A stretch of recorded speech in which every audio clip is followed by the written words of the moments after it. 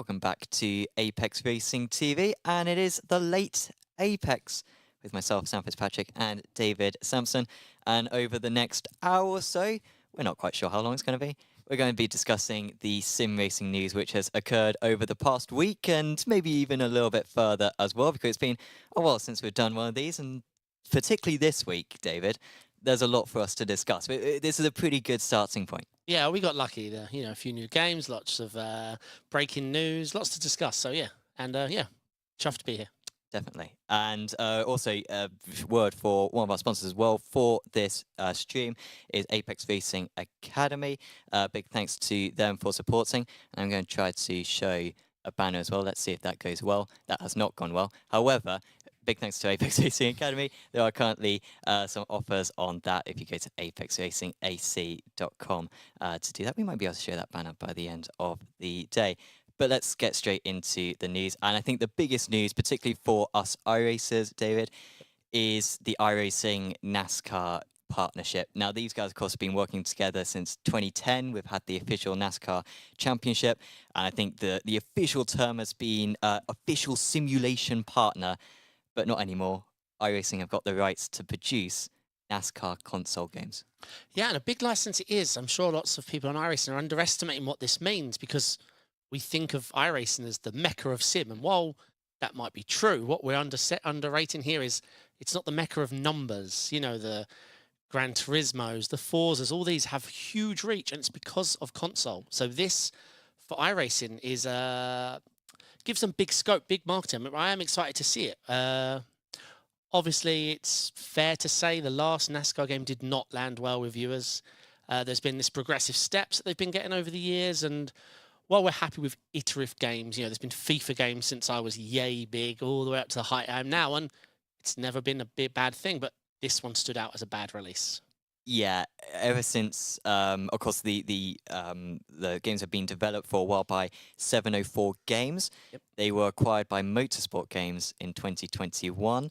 And really, for the NASCAR community, and you often see this, and you see it with the IndyCar community as well, there's a lot of frustration that it seems like for years, even decades, the standards of games just haven't been that high. And that hasn't necessarily been a particularly recent thing. I mean, I think it has taken a downturn recently, but it's been the story for a while. And I mean, I've been on social media and seen there's a lot of hope.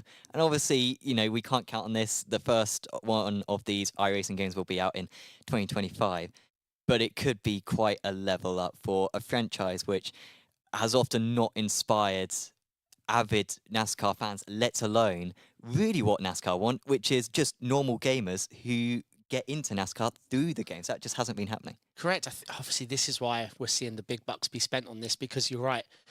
I mean, am I right in saying iRacing was born from oval, from NASCAR? Yeah. There was no road. It was, I forget the previous name.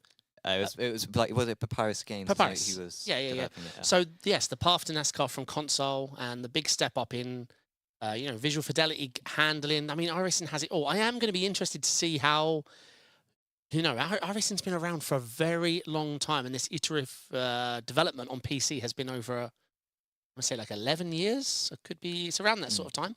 So how they're going to now console, I'm excited to see, but I think it's going to be a big step. And how they portray it, are we going to see iRacing-esque feel to the UI and everything, or are they going to look to maybe really step it up, and then maybe that's something that could progress to the PC in the future, because it gives them a good opportunity to right? It gives them a good step to have their own development path on console. Well, I think a good kind of comparison is probably the World of Outlaws game, which of course is developed by Monster Games, who actually had the NASCAR license back in 2015, and they could well be taking the helm when it comes to developing this new NASCAR game as well. So it's almost like the license returning. But World of Outlaws, very highly rated game for the fans of dirt oval racing, and so a lot of positivity coming from Of course, that. Yep. Just a few details as well about the deal. Of course, the license was until 2029 for Motorsport Games, who of course took acquisition of 704 Games, who originally had the license. It's unclear whether this license lasts till 2029, seeing that it was bought, like the license was bought, it wasn't kind of ditched or anything. It was bought for a reported sum of $5 to $6 million. you would assume that the license goes on till 2029. And that license, in its full name, is the NASCAR Team Properties Exclusive Simulation Style Console Racing Games License. And that means that they can do consoles and also mobile games as well with this new license. Yeah, it's big for them. That's a lot of money. That's a lot of iRacing subscriptions.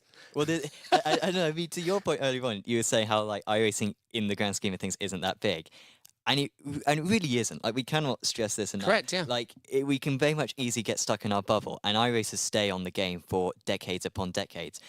But like if you look at the iRacing IDs, there's been less than 1 million iRacers ever. Yep. And you often I've seen games like have a headline less than 1 million copies sold of this game. What a disaster! Correct. And If this was a iRacing had 15 PlayStation years. or an Xbox hit, yeah, exactly. So it's going to be a factor larger, I imagine, in terms of sales, just in the first couple of years alone. Correct. Yeah, I like when I see the comparison between iRacing and a set of Corsa competition. I see the comparisons. They look very similar. They play similar. And on PC, people have their ideas. And I think, but we have to remember console sales and how lucrative that is for them. I mean, these things aren't even sometimes bought by the person that wants it. Nan's parents, they buy games for kids and at Christmas time, sometimes multiple copies. Yeah. So yeah, it can be huge for them. They wouldn't be spending $5 to $6 million if they didn't believe so. Absolutely. Yeah, also, of course, one of the positivities for iRacing sort of taking the system is the AI that iRacing has. It's widely considered, I think, in the sim racing world, probably the best AI out there, particularly for over racing. That's really where they are above the rest. I think Automobilista, I think, have a pretty good system as well. But yeah, iRacing seems to have taken that to another level. And of course, these elements are going to be transferred. You know, you think dynamic track conditions as well will be transferred. And I mean, for me personally, what I would be looking for, and this is a criticism I've seen of NASCAR 21 Ignition, is just like the lack of depth. And when I I'm not much of a gamer myself, but sort of the game that I have played a lot is FIFA. And the reason why I like FIFA, and I'm not an Ultimate Team person, I'm a career mode person. I'm a manager. Okay, manager. And the reason why that is because of the depth. Is because I get to pick my players in the team. I get to do transfers. There's so many extra elements besides just playing football on it, which would get very dull very quickly. But it's the extra layers. And what NASCAR, and to be fair, what previous games of NASCAR have done is upgrades through the season on your car so that you got a proper progression. Of course, in motor racing generally, you got sort of a career to progress, a driver who starts out as a rookie who earns achievements as a career goes on. I hope they really go down that route and add elements like that, contracts and, you know, picking maybe your teammates and, you know, team rivalries and stuff, because I think that's what takes these games up to the next level. Yeah, for sure. I mean, I remember probably I grew up with I would say the Ayrton Senna games on the Mega Drive. But the ones I remember the most was obviously Gran Turismo on the PlayStation 1. And being able to upgrade your car, the crew, everything about it, and the depth and progression, that's what got me hooked on racing for, well, now I'm old. Yeah. But yes, all that time. But yeah, I think iRacing, they have a bit... For NASCAR and how they deliver on PC and the events and the standard they have is far and away what we saw released on the console. I think I did try it. On a controller, on a TV, the previous NASCAR, what was it called? Ignition? Ignition 21, yeah. And, I mean, on my first race experience, I'm not a big over guy. Now, yes, I was just using a controller, but it was shocking. Yeah. Shocking. I mean, the starting procedure was all wrong. I was well ahead.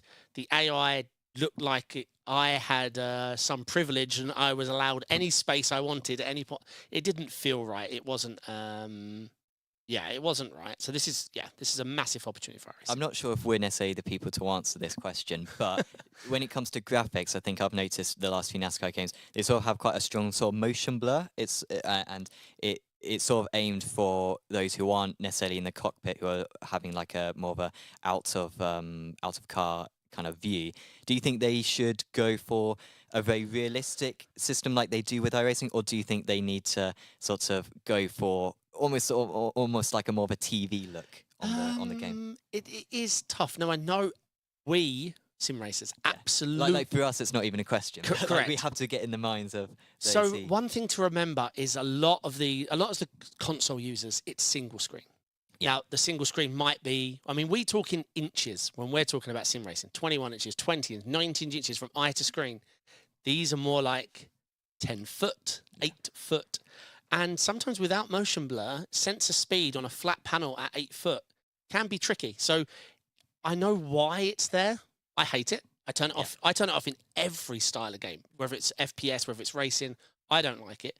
I can see why it's there for your arcadey experience on a television, because it tries to give you a sense of motion. That's what we get spoiled with our triples or being so close to the panel. But my vote still goes to banish, or at least default off. Okay, let us know if you agree with that one. I feel like generally who our subscribers are on Apex Racing TV, they'll probably agree with you, I think, on that one. That's why I would led that way. I didn't want to be... yeah. People are already tuning in. Oh, motion blur. Fantastic stuff. Yeah, I mean, is anything else on this game that you've sort of spotted and excited about soon? Well, let's see if career mode. I can't imagine we're going to see any sort of manager level, like running a team. That can come, but usually you want to hit out first. You know, you want to prove the game. It could be something added or a side game or, a future project. But I think for now, they need to the overall NASCAR experience on console. It does need to work well with controller. That's maybe something iRacing hasn't worked on. But let's not underestimate, again, how many people do have say something like a PlayStation and their Fanatec gear that works with the PlayStation or the Xbox. That is still popular. It's just us PC super users, we class console users, just sitting there on a sofa 20 foot from their screen on a controller. But I promise they have evolved. And again, Monster Games experience as well on the old NASCAR licenses with World of Outlaws. There's another off-road game I think that Monster Games are developing, certainly an iRacing title, which I think might again be helmed by Monster Games. Which they're working on. They have that experience, so hopefully that sort of combination of the iRacing simulator side and Monster Games console sort of history, that should be a very good combination, and potentially we could have a level up of NASCAR games, which I think the NASCAR community have been crying out for and could genuinely be the boost that NASCAR needs, because whenever you hear about the popularity of NASCAR, it always seems to be people being down about it, even if maybe they're being a little bit pessimistic.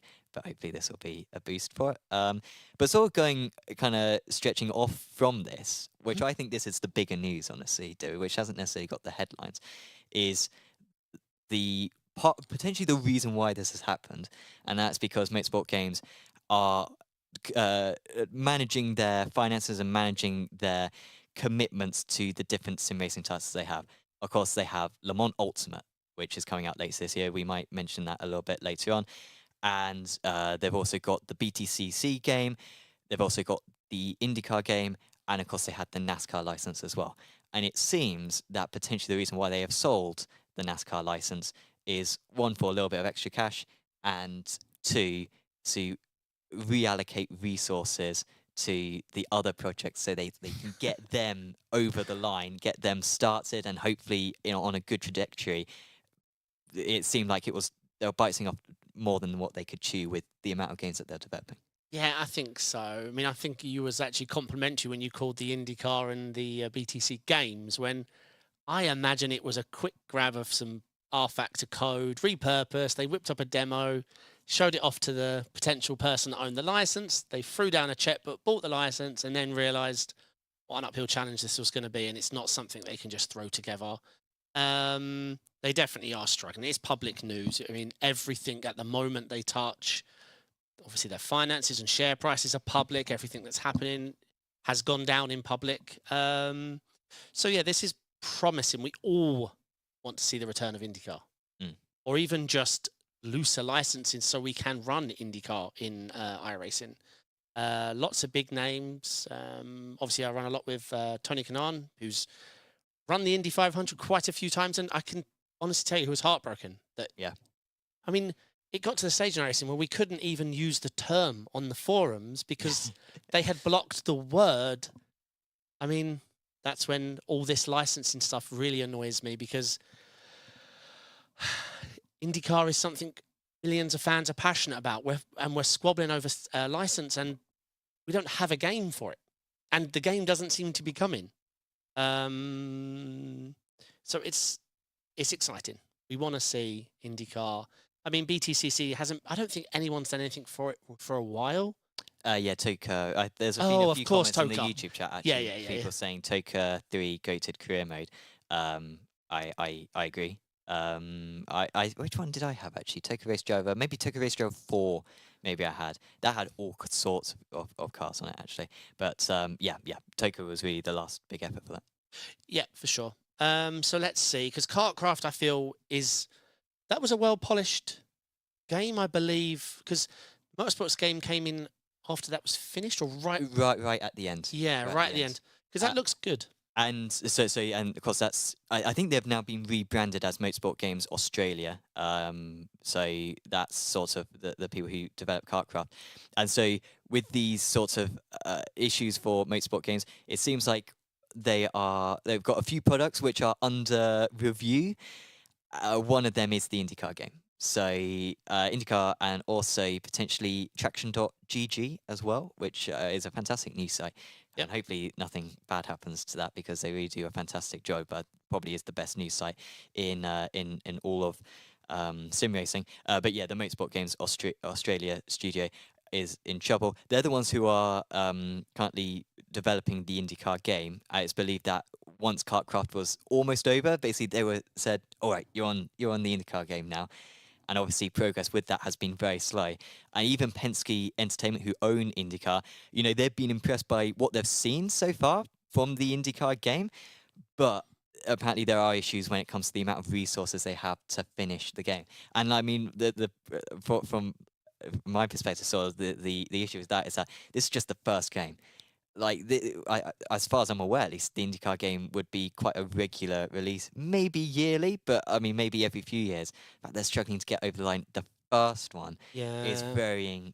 worrying news, I must say, for that one. So, and apparently they're needing to look for other partnerships as well, which is sort of an odd terminology, seeing that they've got the studio themselves. So, Yeah, I wonder if that's like you say, a lack of resource. Like they're actually missing key departments to maybe. get it over the line. Maybe it could just be something simple as I don't know, but maybe the team that's now called Motorsport Games Australia Studio, they've just got holes that can't be And filled. of course, Kartcraft's a very different game to IndyCar, isn't it? And the Kartcraft was sort of had the feel from the start as quite a small production because the fact that they had the circuits that they did. I mean, I used to do karting. It's awesome to see the likes of PFI. I think they might have Wilton Mill as well, which is actually not too far away from where we are on that game. And it's quite a small scale. IndyCar obviously is a different level for that, and different levels are expected because it's an officially sanctioned game. And so you're probably right in terms of that they just haven't necessarily got the experience. Kartcraft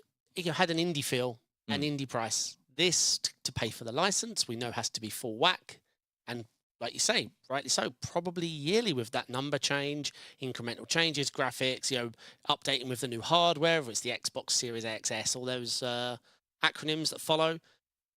It's not a good statement for Penske to speak up when the house is on fire. So it feels like Motorsport Games is having a yard sale. I've been in America for 11 years, so the terms have changed.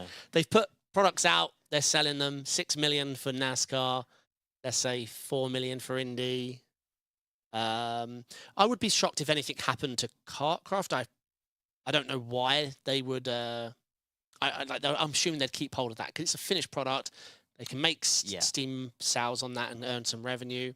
Traction GG, I really don't know. Obviously, I only know what I've heard. They had a well-established studio pumping out news. They had lots of streamers that worked under them. It was quite a diverse sim racing enterprise. I didn't know until late that they were absorbed in this takeover. So yeah, we don't want to see them fall afoul to restructuring and finance problems. We want to hopefully they can just go. I don't know if they can afford to go pendant. I don't know how it worked. Well, I mean, obviously not just Motorsport, not just Traction.gg, but yeah, the Motorsport Games Australian studio. We were doing Kartcraft and Co. Obviously, even if there were issues with motorsport games wouldn't necessarily mean the end of those things because, yeah, someone else could come in and start funding them. So it may not be too bad, or they could go independent, as you suggested. So, yeah, it wouldn't necessarily be the end, but yeah, worrying news that they're not necessarily going to get the support that they need in the short term. I think really what this points towards is that the Studio 397 properties are the ones that they're going to pursue. BTCC doesn't seem like that's under too much pressure to be abandoned, and of course Le Mans Ultimate still scheduled for I think it's December December this I think year. I read. Yeah. Which is sort of weird because. Well, to be fair, we've seen a fair amount, and we've got an idea. Well, we know what the cars are. It's obviously wet cars, but we have seen some of the screenshots and some of the information be published about the cars which are being released. So it seems like good for that, because Studio 397, of course, the producers of rFactor 2, will have already got sort of the base of that already. And they seem to be on course for still producing those platforms, even if it is a little bit late. Yeah, I mean, I like rFactor 2. I've always been a fan. Without rFactor 2, I may not have found my way to iRacing. rFactor 2 and the original AC were there for me when I progressed from casually playing the Formula 1 games. I like rFactor 2. I like the stew that's working them. Have they got everything right with, the virtual Le Mans that went down? No. Was it a bit ambitious for them? Yes. Have they learnt the lesson? Let's hope so, because they're investing in this Le Mans Ultimate, and I'm going to put myself out there. I'm probably going to be disagreed, but I'm excited for it. Very excited for it. We got the WEC license. We got the Le Mans 24 license. We've got. I don't think people realize we're going to be getting like the Ferrari LMDH. We're going to be seeing all these amazing cars that we haven't had to drive yet because of licensing and whatnot. I believe it's still the GTEs. I think it's GTEs, LMP2s, and MDHs for the Le Mans Ultimate. I'm not sure what the release will be, but even if that's what's released, obviously they'll be releasing the GC3s eventually. Yeah. Once the real life series changes to that next year.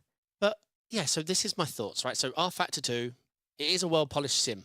I'm going to hold the comments for a second. It is a well polished sim. Has a lot to like about it. Good tire physics. Graphics are fine. FPS is fine. It works with triples. It ticks all the boxes.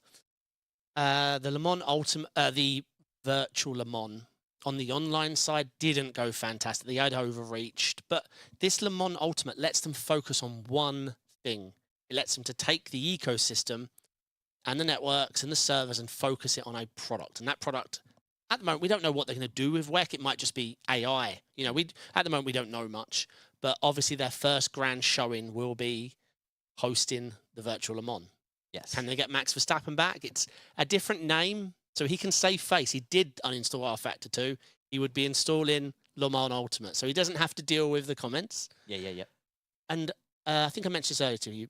We know it's rFactor 2. Yeah, rebranded, right? We know that. But the outside don't. The outside are seeing a new release. There'll be a new UI, a new skin, a new installer. I'm hoping they've made steps where they need to make steps. Do the graphics need to make a big step? Not really. Maybe a little bit of polish. But I don't feel like, so I think it can leave a good impression. If this race goes well, the virtual Le Mans, we know, the broadcasting last time was fantastic. It's really good. And the obviously the fact that they can get Verstappen and co demonstrates that the marketing is fantastic. And of course, people are paying, I might be wrong, this might need to check this, but like $2,000 for like entry fees in order to get into the series, which of course then gets you into the 24 hours. That's a lot of money to drop. I don't think any sim racing series has that high an entry fee, basically. So it demonstrates that it's something that both real life teams and drivers want to be involved in, and the top esports teams as well. I'd love to do it. If anyone's listening, it's got $2,000. I really would love to do it. I think you'd be fairly high up there on the grid. I think there's a lot of inexperienced drivers on the grid. No, it would be fantastic. I'm excited for it. WEC IMSA is my favourite sort of series, the multi-class element and the tracks that to be going to. We know all those. I want this to work. When I first heard about the motorsport games, their financial issues, my first worry, which didn't seem to be reflected to most people just wanted to add a match to finish them off. I don't want rFactor to die. No, I don't want Studio 397. Yeah, I don't want those to die. They've brought us a sim racing title that's lasted the test of time. It's not everyone's flavour. I get it. And iRacing fans, I get they're not going to like rFactor 2, but we can't lose rFactor 2. We can't lose the studio behind this epic title. So I'm hoping Le Mans aren't worked. I'm hoping the virtual Le Mans is a brilliant event. I hope they have the commentary, how they had it. Maybe they'll ask you. Yeah, well, maybe they'll ask you. No, I'll be driving. 3 races. Oh, maybe they go. Well, at least I'll know someone to make fun of on the stream if I do get called up. I think they do it from Paris as well. I'd quite like to go to Paris. Haven't been there before. So looking forward to that. On the topic of rFactor 2, they've got a new online system, which is really cool because, of course, we've had low fuel motorsport sort of fill this hole for them in the past. But rFactor are taking it into their own hands.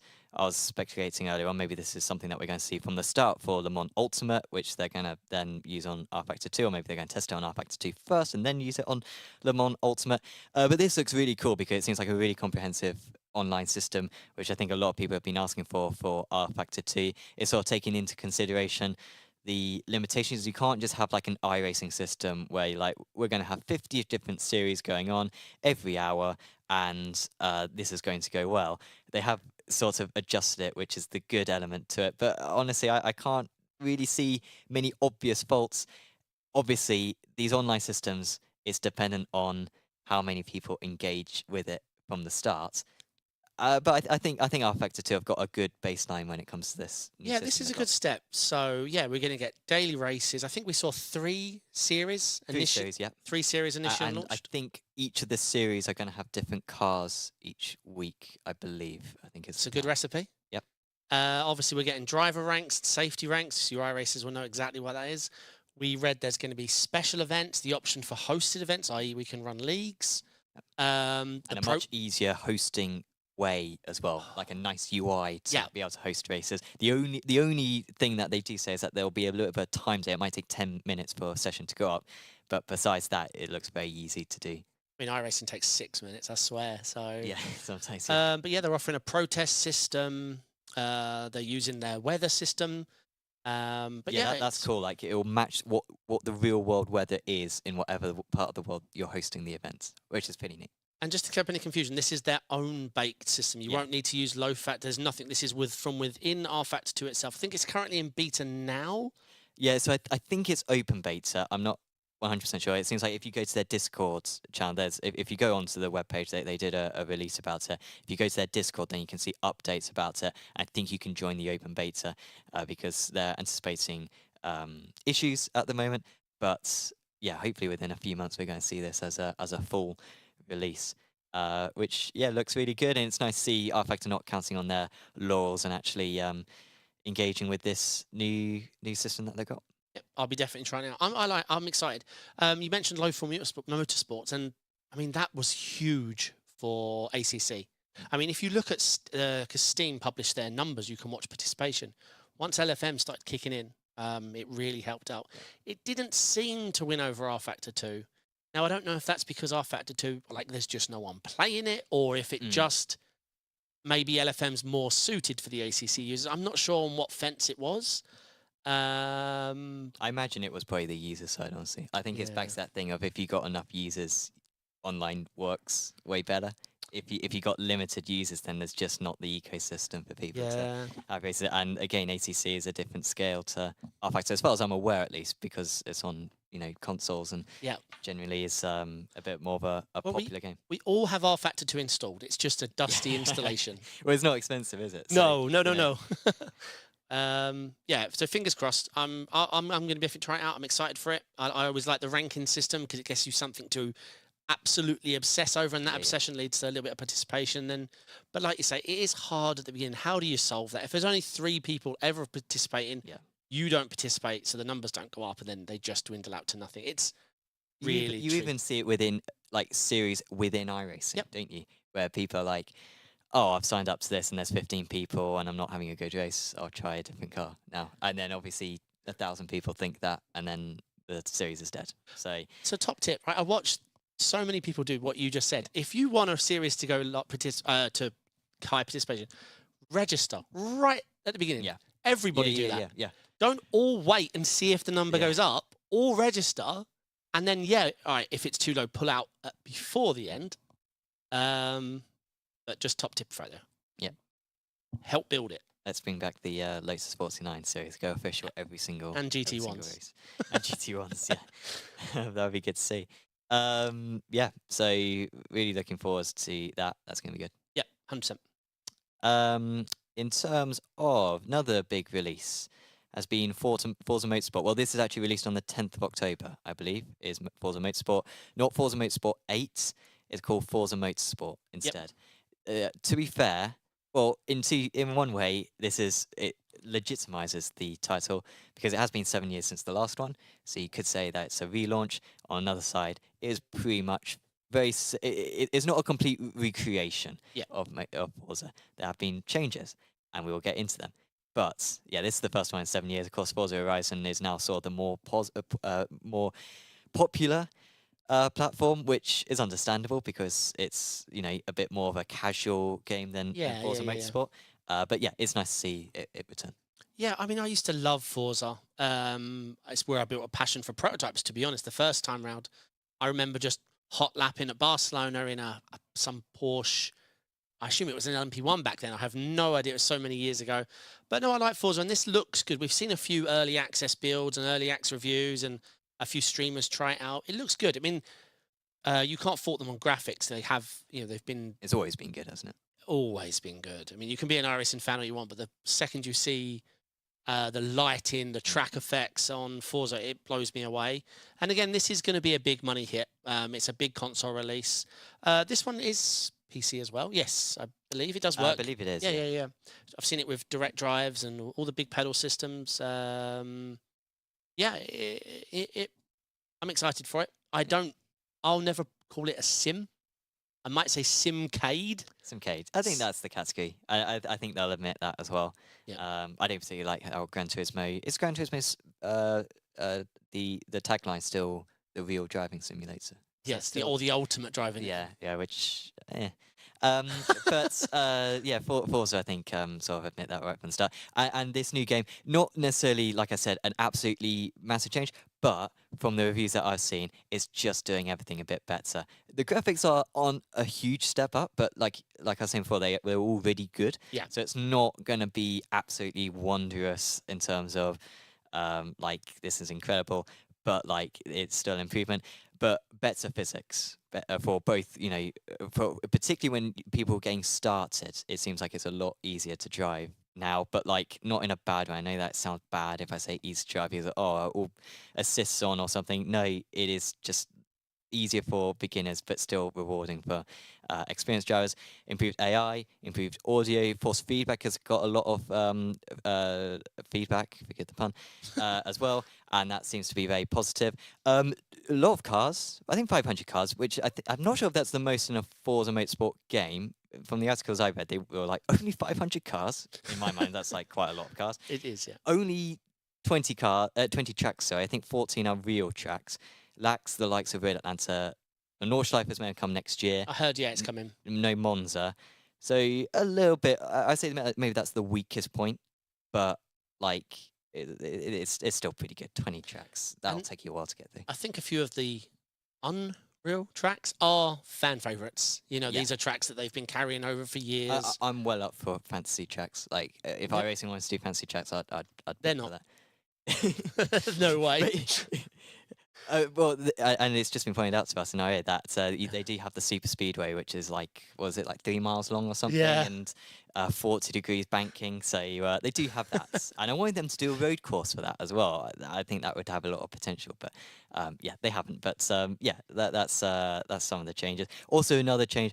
Now I'm personally not familiar with this, so this is going to sound like a 70-year-old talking about TikTok. But basically, as far as I'm aware, in past games, you've done a race and then you got points to upgrade cars. Now you have to drive a specific car, and the more you drive that specific car, you go up levels, and you go up to level 50. From what I've seen, apparently you have to drive for basically 2 hours, and you get to level 50, and it's maxed out. So it takes a bit more time to get a really cool car, because you have to keep on upgrading these different cars to get to your best car. But apparently it might be rewarding, or it might be a time sink which people get bored with after half an hour because they want to drive a car and they're being told, no, you can't drive a car, you have to drive this Clio for the next 90 minutes. So I'm not sure how that one will go. The community will decide whether it's worth it. Yeah, well, let's see, because I never know how I feel about the SimCady point systemy thing, but not that long ago I tried out GT7. I actually got it working on a PC with lots of wiring and cables. No, not PC, with my DD and pedals where it wasn't meant to. And the license progression, I just forgotten how fun it is to grind something for hours. So that's the license. Is that where you do the challenge? Yes. On like the driving test type things. Yeah. I thought I'd have it nailed in an hour. I think like 2 streams of 10 hours long, and I finally finished it. Yeah. And yeah, I enjoyed it. It is something different for us hardcore sim racers to do. But I mean, we forget sometimes why we get into sim racing. It's not all just about the competition and rating points. We like driving. So I think my greatest achievement is, along with winning the BSR Radical Winter Series Championship, but it's also getting to level 40 on the driving mode on Gran Turismo 5, which took ages. Well, I think it's like child cruelty, honestly, to make you do that many races, because it was insane how many races I had to do on that. I had to win like Le Mans 24 and like a 6 hours of Tsukuba race as well in order to get the XP to get to level 40. That was on Gran Turismo 5. And yeah, it is satisfying to do that. You need to have something to aim for. On iRacing, it's iRacing, for example. Those XP elements are important. One of my favourite memories of what you're describing was one of those long endurance races was at an oval track, and it's worth big points. And I worked out a beautiful technique of sellotaping my remote just at the right angle where you wall ride. You didn't finish well, but the points you got for finishing was huge. So I could go down. I was a kid. I'd go downstairs. My parents would say, back then you couldn't say, like, it was difficult. So I would turn the TV off, cover the console so it looks like it's off. My controller throttle is sellotaped. My joystick handle is sellotaped at just the right angle, and I watch my car just wall riding. I think it was like 4 to 6 hours something. Yeah, brilliant. I mean, yeah. Nowadays that would be disallowed or something after what happened in NASCAR last year. But back then, no issues with the wall riding, and yeah. I think it's positive, honestly. Those car changes.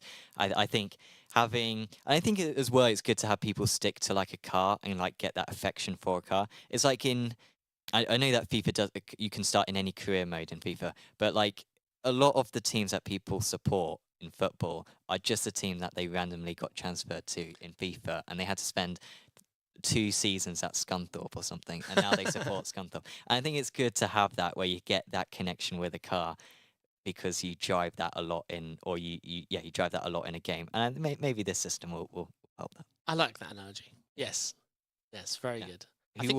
What car would be the Scunthorpe of motorsport? I'm not quite sure. Let us know. I think me and you need to play FIFA. I'm hearing we're both FIFA fans. Yeah, well, whenever I go home, the problem is that I know if I bought FIFA now, it would be my life over. Yeah. Because I wouldn't come into work. My life would revolve around what's the minimum amount of sleep I can have, what's the minimum amount of food I can eat, yep. What's the most amount of FIFA I can play. And so I only play FIFA 16 when I go back to my parents' house. Love it. Which will be this weekend. So I will be playing 8 hours of FIFA because it's not healthy for me in order to do it. It would become an addiction. Excellent. Well, that's pretty much rFactor done. Let's talk about some iRacing stuff. Petit Le Mans. I am not taking part in it, but you are. Correct. And you have been taking part in a lot of these IMSA races this week, which have been at Road Atlanta with these cars. And it's been quite frustrating, this recurring issue with iRacing, which has been a problem since I joined back in 2016, which is the splits. We always have this where you have different levels or different numbers of drivers in each of the classes, and that means that you have some very weak drivers in one of the classes take part against some very strong drivers in other classes. But this is taking it to a new level where it's exemplifying that, or exaggerating that, sorry, by having even more low quality drivers in a split because they're not being split in the LMP2s. I'll let you you explain. Yeah, so I mean, this has been a problem of old, but the recent fix they've implemented, an algorithm fix, has made things worse because what we're seeing now is, like, for example, I had many races this week, and I've seen even worse examples this week. So let's say we see a SOF is the strength of field, i.e., the average skill level of the drivers in a class averaged out. So we're seeing a SOF in, say, LMDH of 5.9, 6.1, and there's 11 drivers. I'll get back to why only 11 in a minute. GT3, about the same, 5.9, 6K SOF, again, about 11 drivers. And then 23 LMP2 drivers with an average SOF of 2.1K, 1.9K. Now, it's not just the problem. I'm not saying the LMP2 shouldn't be there. I'm saying the LMP2s should be 11 cars.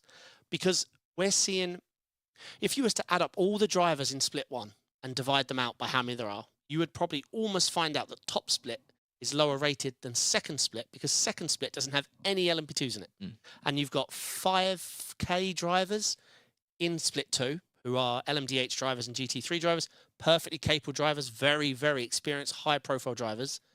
And then we have 0.9K LMP2 drivers in the top split. Now, I don't have a... This isn't me beating on low-class drivers. It's the multi-class aspect of how the LMDHs that this skill level will be running in a close pack, and the GT3s will be in a close pack. Whereas, I'm trying to be polite, but the LMP2 drivers will be everywhere. Yep. Okay, right, absolutely everywhere. They're not in a close pack. So they constantly, a few times, in the race, they're going to have to deal with 7 very fast LMDH drivers getting past them. Plus, they have to navigate past a bunch of GT3s. Some of these GT3 drivers are almost quicker than them in a few corner phases, where these GT3 drivers are the best of the best on the service. And the LMP2 drivers have I ratings lower than when you get iRacing given to you at the beginning. So the obvious fix, I'm not saying ditch the LMP2s. I'm saying the fix is simple. We need to lower the weaker. It doesn't just have to be LMP2s. Whichever the weakest of the average softs are, in this case LMP2, they need to be limited to 11 drivers, which would put the soft average, say, 3.5, 3.6K. Then we have 17 to 19 LMDHs, and again in the GT3. So we get more LMDH drivers, more GT3 drivers, and less of the weaker class. This would make it safer for everyone. I mean, when you join, you can see the text chat. And the number one thing isn't big drivers insulting little drivers. The little drivers messaging, what the hell am I doing here? Yep. Like, this is my second IMSA race of my life, and I'm racing... I've got the Red Line, the Apex drivers, the Williams drivers. God, what's happening? Why am I here? I'm going to kill all of you. Like, and I'm sorry about it. Yes. Yeah, and I boasted earlier on, I did get a C in A-level maths. It seems quite simple to have an algorithm. It just seems year after year we don't get the algorithm. And I mean, in special events as well, we've seen it in the past where you have the same amount of GT3s, LMP2s, and LMDHs, and you've always had different I ratings. Like, obviously, I'm not saying that we should like massively limit, and I'm not saying that if you have 10 splits and 10 LMDHs that they should be 1 in each split. Obviously, not that, but basically, you just need to make it so that you reduce the numbers. And maths is a wonderful thing. They can change the formula, and yet they just seem so static when it comes to this. When it comes to Petit, how do you think this is going to affect it? Do you think we will have the same issue for Petit, or do you think we will just have the same number of cars in each of the splits, but have the recurring issue of split 4, for example, with the MDHs and GTDs being 4K and the LMP2s being 1K, because that's the very lowest amount of them? So it's tough. I tried to work this out when you asked earlier. I'm not sure. I think the problem will be lessened by the fact there will be more LMP2 teams. They will actually split the LMP2s. They will be in multiple splits. Correct. It's just the way they split, at what number they split. But I think it's going to be okay. Obviously, you are going to see, let's not beat around the bush, LMDH at Petit Le Mans will be about 8.8K soft. GT3s, we are going to probably see one of the highest we've ever seen, because we're back to triple class, i.e., there's less teams. The soft will be higher. But we could see 9K softs. Are we going to see 9K in LMP2? No. Are we going to see 8? No. 7? it's a stretch, but I think we're going to be looking at about 6. So it's I think it will be okay. I just hope we don't bloat the amount of LMP2s in top split. I hope it's 17 each or something around that number. I forget what the number is, but even's fine. The problem is more when LMP2 participation is only 20 drivers. That's when that isn't going to happen at Petit. There can't just be 20 teams. I pray. Yeah, like, I mean, just like, I imagine there'll be a few people who are like, hang on, we could win top split here until LMP2. That'd be my thinking. I quite like the LMP2. I do. Bring back the LMP2. It's had such a good run on iRacing since it was added a few years ago. Yeah. And yeah, it's a shame to see it go down, but I think it will come back. I think once the LMDH hype dies down, the GTP hype dies down, which might not happen. But if it does, then people will come back to the good old LMP2. And I guess LMP3 probably hasn't helped with that either. Splits in the participation a bit. So a little bit of a shame with that one. But yeah, hopefully we see that come back. On the topic of LMHs, Aston Martin are joining WEC and Le Mans 24 in 2025, but also IMSA as well. iRacing have all the IMSA cars. Now, I'm very skeptical because Aston Martin, I think, signed a contract with iRacing for Aston Martin cars to join the sim back in like 2013, and since then we have had 2 cars, GT1, GT4. GT4. I think Never got a GT3. never got a GT3. How on earth do you not have a GT3? Or a But we have the GTE? Ford. We have the Ford. So of all the manufacturers for this to somehow go wrong, I don't think there's any like aggro or anything between the two of them. It just doesn't happen for some reason. Aston Martin are very involved in sim racing, so they'll surely be behind this. Anyway, hopefully we'll have the Aston Martin within the next 18 months on iRacing. Yeah, and if I've done my research right, which if anything school's got to go by, I haven't, it is going to be the first LMH coming to IMSA, which is, as far as I know, doesn't have the hybrid system. I think That sounds like a question, and that's not the question to ask. There's no hybrid. I think it's a 6.5 litre V12 Cosworth, and it will be able to run in WEC and IMSA with a BOP. Because I think when this first started, there was the divergence of LMH and LMDH, and it was always decided they'll be run under a BOP, not 2 separate classes. But yeah, it looks like Aston Martin are committing big with Le Mans 24, WEC, and IMSA. I think that's... yeah, this is going to be great. Yeah. Hopefully we get it, because I'd love to be driving. I'm really enjoying the GTPs at the moment. That's what we need to stay more. GTP. GTP, what a mistake in Prototype Championship that I named it LMDH. Should have named it GTP because they're all GTP cars and most of them aren't LMDH cars. So, yes, GTP. For the win, even though it's an awful name. GT Prototype was... It's a throwback to way back. There used to be GTPs. Okay. Long time ago. So when these were announced, it was almost like, what should we call them? And then I think the decision was, look, we had these a long time ago. Let's bring back the name. Okay, that's fair enough. That's fair logic. Grand Touring Prototype. Grand Touring Prototype, yeah. Yeah, so that'll be entering hopefully iRacing at some point, along with maybe some other cars. I don't know, maybe the Alpine. We'll get it when rain comes. Or rain comes, yeah. Man, imagine if every week we were like, iRacing haven't added rain yet. That'd get boring, eh? Yep. So now we've discussed sim racing news. Now we're going to have a bit of an update when it comes to all the Apex Racing brands as well. There's been some interesting news as well. So if you're like, no, I'm not so interested in that, do keep tuned because there has been some interesting developments. And hey, we'll make it entertaining. We also might be able to show the banner for the Apex Racing Academy.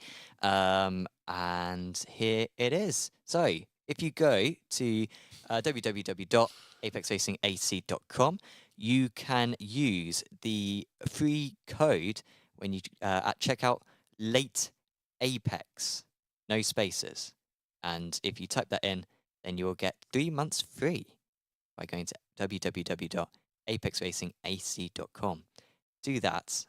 Do thoroughly recommend it. We were saying earlier on how before we got free Apex Racing Academy subscriptions, we used to use our hard-earned cash to buy them because they're very good. So thanks to them for supporting the podcast/YouTube stream, whatever this is. Oh, no, hang on. There you go. I've done it now. People listening Perfect. I have no idea, but we just showed something through the magic of technology. In Apex Racing team, we have a new addition. Alex Dunn has joined the team. Very good driver and very committed iRacer. Considering that he does real-life racing. He is a British F4 champion, in which he scored a record number of wins, and that's more than Norris and Piastri. So he's genuinely very, very good. He now races in GB3. I think he's fourth in the championship going into the final round of the season. I think that's in a couple of weeks' time. He is one of the 10K plus club at 10.419 iRacing. I think his most interesting stat, though, is that he's got over 2,000 race starts. And after joining on in 2020, I calculated the exact percentage or number of races he's done since he's joining. He's averaged, David, 1.71 races per day since joining. This is a man. I used to do karting. When you do karting, you are gone from Friday evening to Saturday evening. He does proper racing. He's gone for 3 days of the week, like every month, maybe even more than that. And he's still done 1.71 races per day over the course of 3.5 years. That's insane. I do this full time. Mm. This is my full time job. I race iRacing. I have been on the service a little bit longer than him, and I do this full time, and I'm at 1,200. Yeah, 1,000 less starts. That's, it's I can't. I don't understand. He's built different. Yeah, like really enthusiastic. I must say, like whenever we have a new driver join and it's a real life driver, there's always that grain of salt where it's like, obviously they're going to prioritize their real life racing, which is absolutely fair enough. I think any one of us would do the same. And it's a bit like, okay, what events are they actually going to take part in? Alex, when he has an opportunity, he's a Verstappen type. He's going to be racing whenever there is time around his real life racing. So he will be a fantastic addition.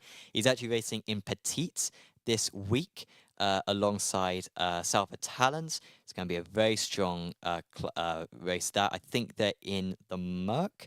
And he will also be racing in special events, and he'll be racing in IMSA as well, in the IMSA Global Esports Championship, whatever it's called. Mm-hmm. So, yeah, what a great addition. And he is an animal. We haven't mentioned that yet. You said he's iRating, how many races. He's an actual animal. Yeah. He only knows how to win. Doesn't matter who the competition is. It doesn't matter if they've been grinding all week. As I say, I do this full time. I see who's at the top all week long, and Alex jumps in late in the week, and he's an animal. Talent. It's annoying. He's one of these alien types. There's much worse drivers than him who are also aliens. He's like the out of the galaxy aliens because he's just oozing talent. You see that with fairly few drivers where they can seemingly put in quite little effort and still just be on it, because like I said, he's away so much. He's based in Ireland, is Alex, and he does all his racing in the UK. So he's traveling a lot. He's racing in real life a lot. He doesn't have a whole lot for the time for the sim, and he's still at 10.4. He's a nice guy. He pops into my stream, gives me advice, tells me things I'm doing wrong. He I just don't. His pace is on an unfathomable level that I don't. People sometimes tell me, just watch his lap. I'm like, look, the last thing I should do is watch his lap. Yeah. Not like if I was able to watch his lap and emulate it, I would, but I don't want to know where he's braking. I can't do that. No. I know he's doing it. I'm fully aware. I can't. He's built different and a fantastic addition. There is a YouTube video of like a 3-minute interview on the Apex Racing Team YouTube channel. And he explains who his racing idol is. Spoiler alert, it's Michael Schumacher, even though... And he was saying, oh yeah, I grew up watching Michael Schumacher. I'm going to call out Alex here. Alex, you were 1 when Michael won his last World Championship. In fact, dare I say, I think he may have been 0 when Michael won his last World Championship. So you may have seen him in the Mercedes years, which honestly, I don't think he inspired any kids in his Mercedes years, this Schumacher. But Alex is very young, but clearly he's seen some archive footage of Michael and is very impressed by him. So I didn't watch Michael back in his good years, and I'm an old man. I'm way older than Alex, and it depresses me. In terms of other events for Apex Racing Team, it's been a successful week. Really successful week. Yeah.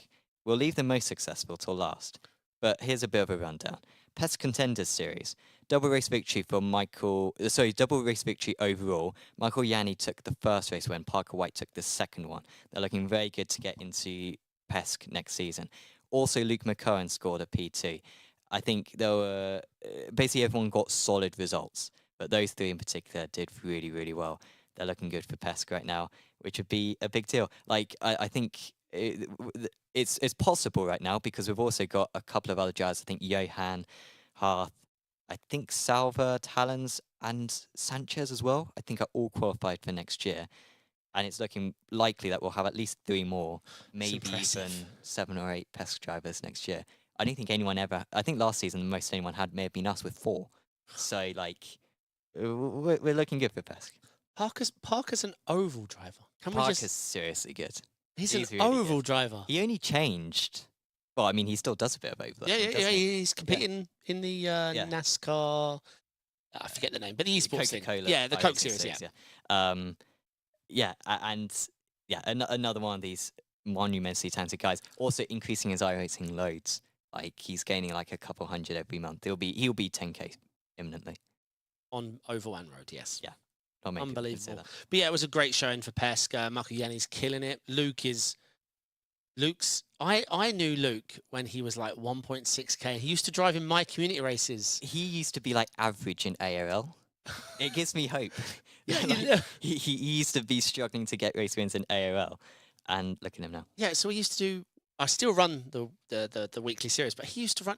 We could tell he was a step up. Like we could tell his potential was higher.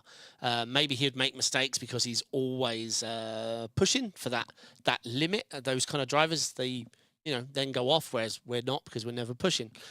But to see him progress, he went off to Redline, then he came back to came to Apex, but I think he disappeared for a year, trained with a Buddha, because I don't really remember the transition from 4K to the 8, 9K. Yeah, British F4 esports champion Yeah. last season. Great kid, fast as hell. Yeah, really fast. Yeah, really cool. And I think of all those guys, I mean, obviously Michael and Parker are very good. Luke was the guy who I think we're going into contenders like, yeah, he'll get there. Yeah, I mean, I've only ever known Michael as a talented, consistent, nice guy. Yeah. So I've only ever seen that side. Parker, I think I knew as oval, then road. But Luke, yeah, I've known for years, like 3+ since I started sim racing. I've known Luke. So yeah, to see him grow has been phenomenal. awesome job from all of them, and yeah, they need to keep up the good work. That was at Laguna, I think it's Red Bull Ring this week. So yes, best of luck for them to keep that up. British F4 esports series. Now this one is always like you gotta take with a grain of salt because like this series is madness. There's quite a range in abilities, and because it's F4 cars, and because it's very narrow circuits, because it's all British circuits, if you can get through and score points, even if it's like 2 points, you're thinking, it could have been worse. Because there are some very talented drivers who are currently on negative points. I won't name any names, but some guys have done 2 meetings, 4 races, and have got no points so far. You were very high up in last season. So it is really tough. Peter Bowman, however, no problem for him. New championship leader, 71 points to 48. He got a double race victory and the pole for race 1. No one's ever done that in the British F4 esports series. The man's a machine. He's really demonstrating why he won the IR01 World Championship last year. And yeah, he's just on top form. And for me, he was the obvious favourite for the championship going in. He would have probably been right up there last season had he not been really unlucky. And he's performing this season. Yeah, I've seen him training next to the ESL guys that I've been working on stuff and everything. And he's a hard worker. He seems really quick. He's a nice guy. He's doing fantastic. And yeah, double race victory. And let's point out the double race victory. There's a reverse grid element. Yeah. So don't usually see that in an esport environment, a reverse grid. So a double win makes it all that special. But yeah, it does look like a messy race. Yeah, there was a bit of chaos. So yeah, that was a shame for those guys. Luke McKern unfortunately was involved in that in race 2. He got taken out at the start of race 1. Apologies, at the start of race 2 on lap 1 when running in 2nd place. Quick word as well for Corby, who of course people have seen from real life stuff. He's now 3rd place in the championship. He's not an Apex driver, but he does race from the Apex Sim Center. Yeah, I see him down there. Yeah. In the reception area. So like anyone who ever like rents a rig over on apexracingsim.com, Yep. you're using the rig that a guy is currently third place in the championship in British F4 at the Gaudy moment. blessed. So yeah, exactly. You might be sitting in the same spots. That's Yes, all yes, you yes, have. yes. Oh, we should Sometimes mention sits. it's the Stormforce Racing ART That's a good team point. Yes, for Stormforce. Yeah, the F4. exactly. Yes. SRAT. So arts. So arts. So art. Yeah, correct. Yes. So that would be really cool. So congratulations to those guys. Also, a quick mention. We were discussing earlier on. I didn't realize this existed. The FIA F4 Esports Regional Tour. iRacing Series. Didn't know it existed. It's got a new thing. Check it out.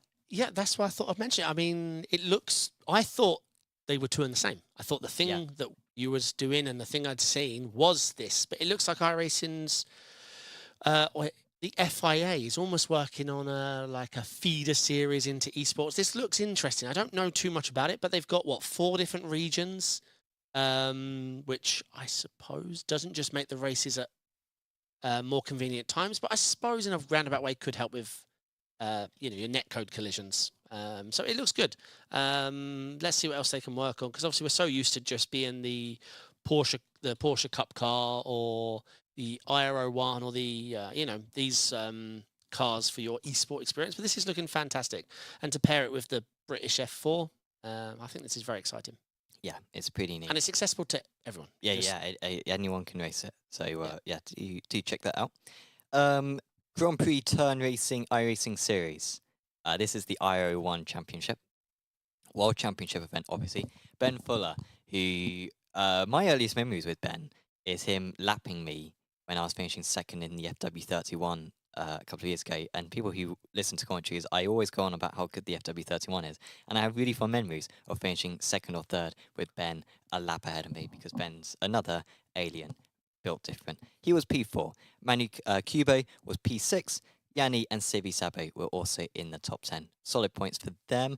I should probably check the championship standings going into this. I don't think any of them are quite at the summit. I think Ben had a tricky couple of first rounds. I think Ben at Spa, which was round 1 of the championship, like ran out of fuel at the bus stop at Spa, and it like spun the car or something. It like caused like a blip. Or no, sorry, he got a puncture. My bad, he didn't run out of fuel. He got a puncture because the fuel, the I tires think went down to that's- 0%. Yep. And it like spun him around, and he could have won the race. I think the if it car weren't for that. bottoms. Yeah. Yeah, and So he got messed up. That the racing in that series is absolutely mad. There's basically no dirty air and a million slipstream, and they're all very good drivers. So everyone's in a group with one another. with that's a the few one laps thing I've together. heard is the million slipstream. Apparently, and no dirty air. Pretty much, because it's Yeah. like all ground effects, and That's you can't crazy. verify if it's realistic or not. So no dirty air. I Yeah. mean, let's face it, in iRacing, at least when it comes to high performance single seaters in the F1 cars, there's pretty much no dirty air. Yeah, it's despite- crazy. So yeah, this is a crazy series. Too fast for me. Too fast for a lot of people. It's pretty much faster than any other single seater in real life, I think. They are crazy cars. Do watch it. It's genuinely very entertaining. It and is, if yeah. you want entertainment, and it's not that long a race either, I think, give it a go. I think the big news though is our R1. Best race ever for Mercedes AMG Esports Team ART. They are the 4 guys who raced downstairs. Amazing performance from them all. They did really, really well. All through to the semi-final. It's the first time since the very first round of ESR R1 that's happened. That was back in February. Incredible effort from all of them. Really tense racing. You were streaming it. How was it watching those guys? I was watching it as well. Well, obviously, I'm very biased for Apex now. Yeah. It was, You should be. yes. You should be. But yeah, it was so tense because every qualifying was. So for those missing the format, it's 12 cars in each round. Top 6 go through to the semis, which is very important because it's your opportunity to score more points while your competitors are sat at home not competing. So getting in that top 6 is very important. I believe I can't remember the quote, but basically I think we qualified 6th, 7th, 7th, 6th. So we were right on the cusp every time. I think it was there or thereabout. I think maybe one of them actually got 8th, but no one had a clear path through to the next round. So each round was, I mean, Kevin's race was one of the best races I've watched in ages. I mean, it was a 5-car, 3-wide giga battle for 9 laps, and I loved it. It was really tense, but Kev made it work. And obviously, we cannot not mention. Obviously, Jamie picked up a win. No, that was the week before. Last week. That was last week. Okay, His first ever win. it was. Let's mention Elvis though today. Well, getting through. He's new to all this. He's, I mean, compared to all the drivers he's competing against, he's. I mean, I don't want to know how many months behind on knowledge and experience. Yeah, he about is. 6 months. Yeah, which is a lot because the level they're racing at is Yeah. ridiculous. So to get that top 6 and get through to the semis is, it was a great day. Great day. Big points. Really was. And then today it went even better.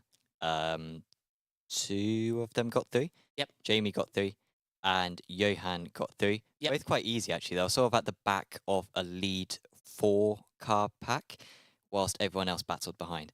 Kev unfortunately struggled on his quali lap. He was really frustrated. He was looking really good going into this round. His quali lap was a long way off what he could have produced. Yeah. And unfortunately left him too much work to do.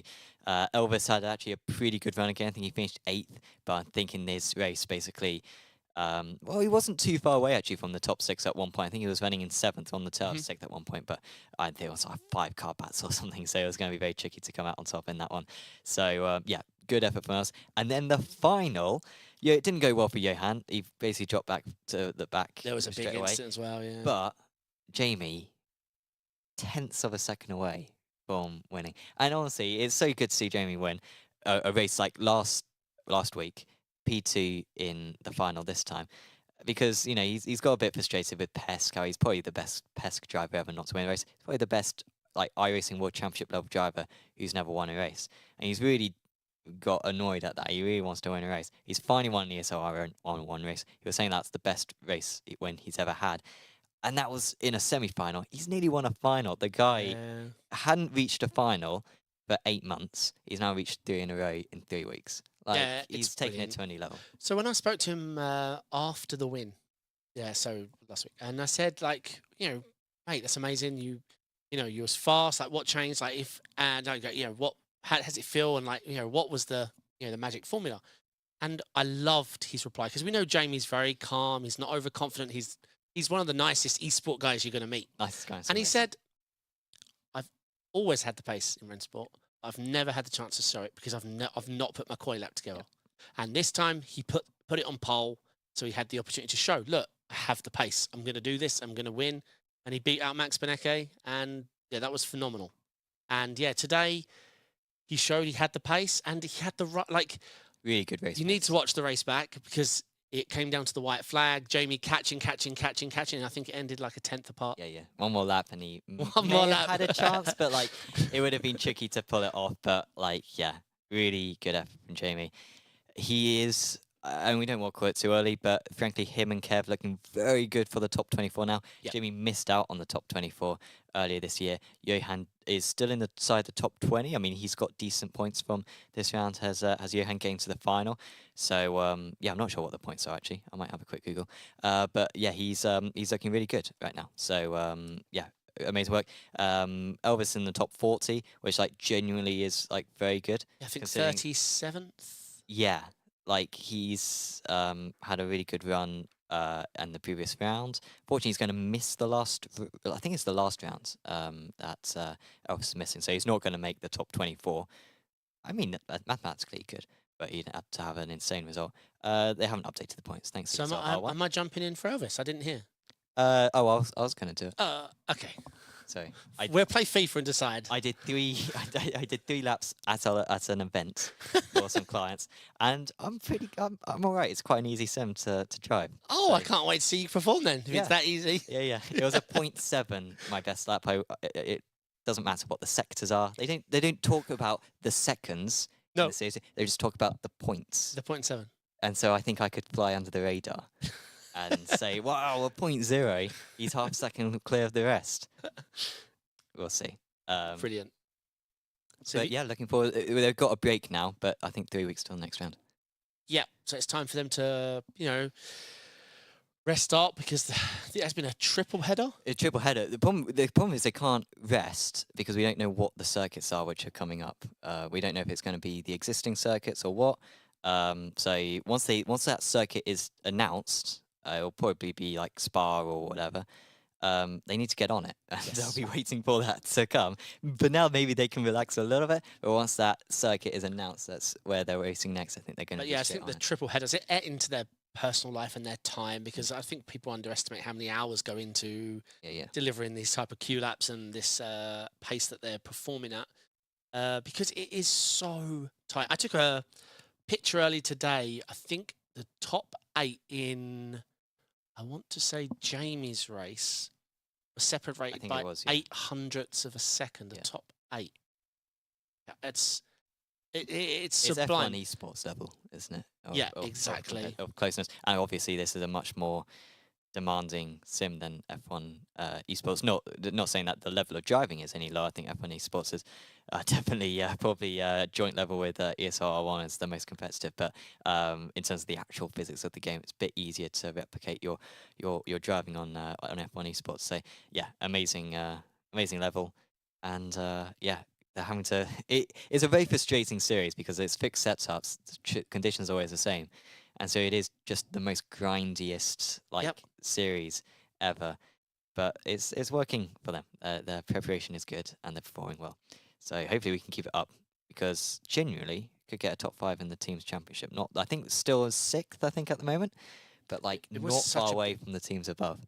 It was a So, big day. It was big point score today. Yeah. Probably one of the biggest, right? Jamie a P2, 2 finalists, Yeah. 4 through to the semis. It's a Yeah, big day. big day. But highest point scoring Big finish two-day. I think ever. I think our best was probably 105 points before. This must have been 120, something like that. So yes, Excellent. really good stuff. So that's Apex Racing Team. In terms of Apex Racing League, we covered Apex Racing League Prototype Championship a few moments ago.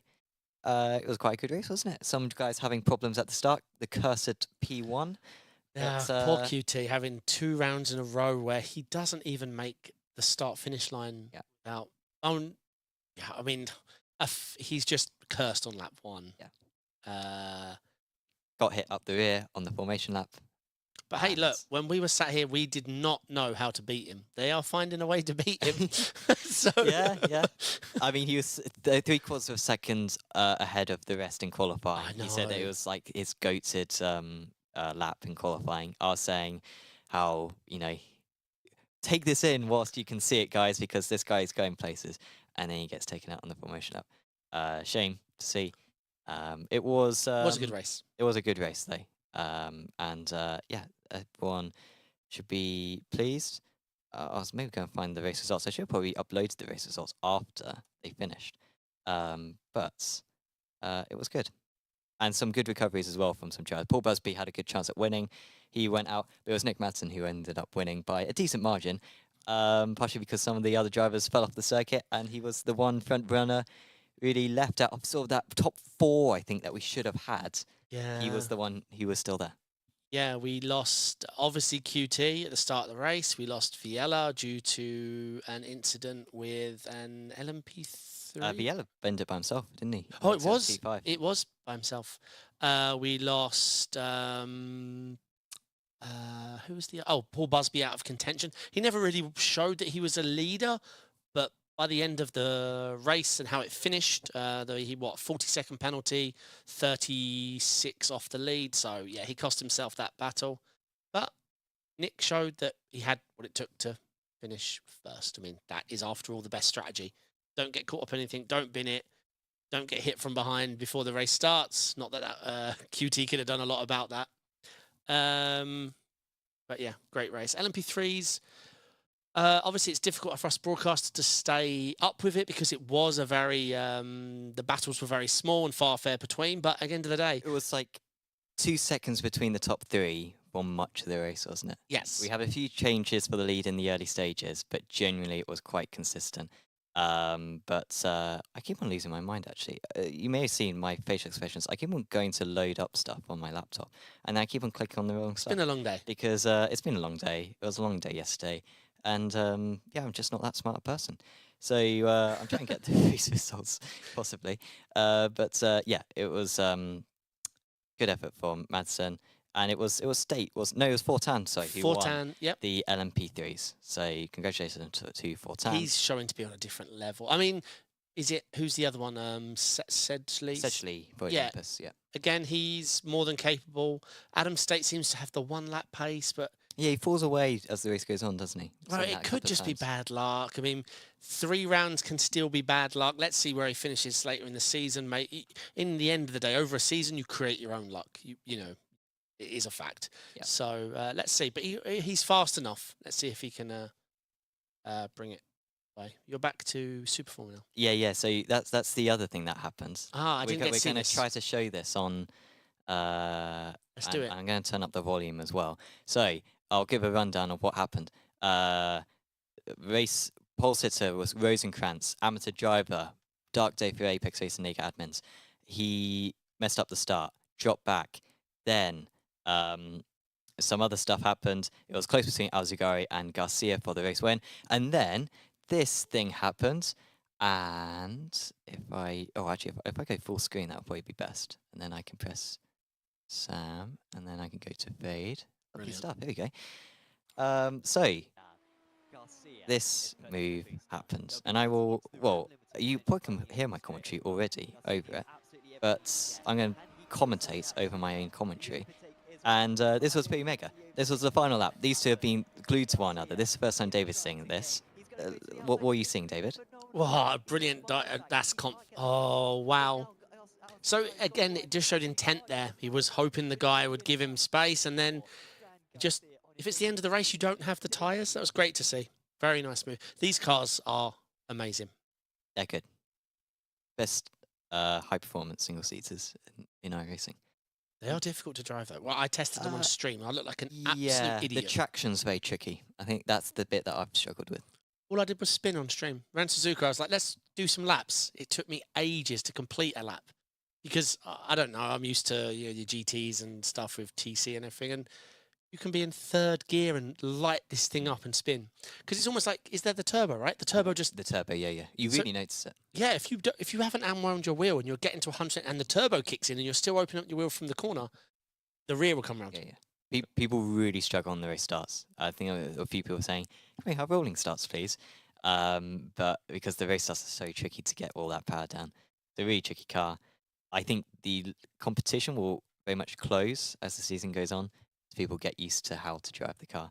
I would be, of all the Apex Racing League series, that's the one that I would do, probably. So signs are still open. Check out apexracingleague.com. That's pretty much it. Anything else you wanted to mention? No, I mean, I'm looking forward to doing this more every week, right? Every week. So of course, this will be on YouTube every week. You may already be listening on your podcast platform, whatever that is. And you can listen to all the future ones on any podcast platform as well. And just keep tuned. I think you can. I never subscribe to podcasts because I don't listen to that many podcasts. I know when they get released, but I think you might be able to subscribe as well. So only subscribe to Apex Racing TV and like it, because then you'll get recommended the video in the future as well. You get to see our fantastic faces. This is a visual medium, not just an audio medium. So if you are listening on podcast, go see what we look like, even though you probably know that already because David does a lot of streaming. And yeah, if you've got any questions in future episodes, pop into chat, ask a question. We're more than happy to take them. Absolutely. And also thanks to Apex Racing Academy once again for supporting this. Here we go. Jeez, I really do need to get better at this. www.apexracingac.com. Use the 3-month code. Use the code LATEAPEX, no spaces, in order to get 3 months free. Do go to apexracingac.com for that. Do you thoroughly recommend it? Oh no, I've done it wrong, David. You got this. There you go. Okay. Nice stuff. I thought you were just going to leave it there. It works too. Well, I could have done that. Cool. That's pretty much it for us then. Thanks everyone for tuning in, and we'll see you back next week on the Late Apex. Goodbye. Thank you.